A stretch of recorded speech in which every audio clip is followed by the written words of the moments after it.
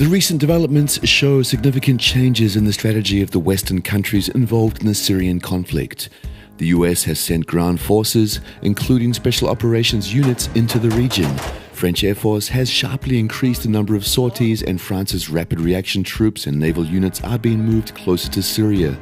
The United Kingdom has also begun to participate in the US-led anti-ISIS coalition strikes on Syrian soil. Likewise, Germany has begun to deploy its aircraft and is relocating almost 1,200 quick reaction troops to the Syria-Iraq battlefield. Turkey is deploying a large military attack force, including a number of armored units at the border with Syria.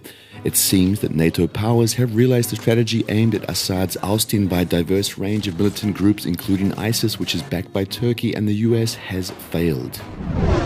According to the initial scenario implemented by the West, ISIS and other militant groups, deceitfully called the moderate opposition, were to carry out a Libya-like scenario in Syria and oust or preferably kill Assad and plunge the whole country into chaos.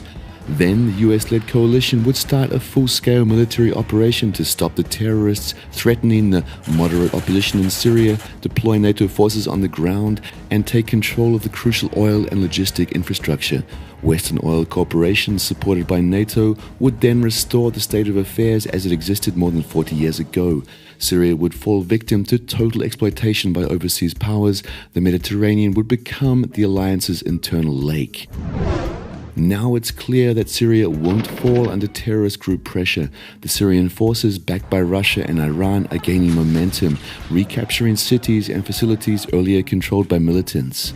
The NATO allies urgently need a new plan to hold control at least of the northern oil corridor from Iraq and try to take advantage of this opportunity to involve Russia in a long, expensive war, in other words, to accomplish that which they failed to do in Ukraine.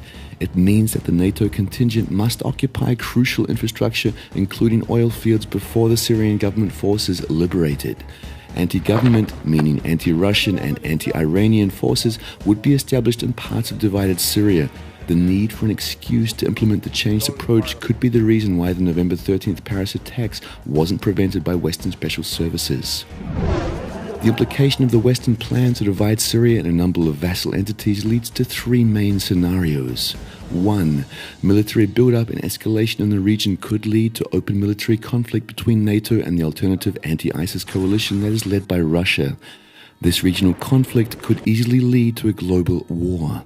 Moreover, Turkey, a NATO member state, has already shown that it's ready to escalate the situation to defend its illegal oil businesses linked with ISIS. 2. If the Syrian Arab army, with support by militia forces, Iran and Russia, isn't able to show a significant success on the battlefield, Syria could easily be divided by the Western-backed ground forces supported by NATO air power and intelligence assets.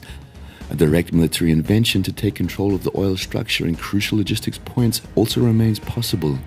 Even if NATO and its regional allies successfully take control of a significant part of the country, this escalation is unlikely to be avoided. The situation will become more acute due to the establishment of an aggressive puppet regime on Syria's territory.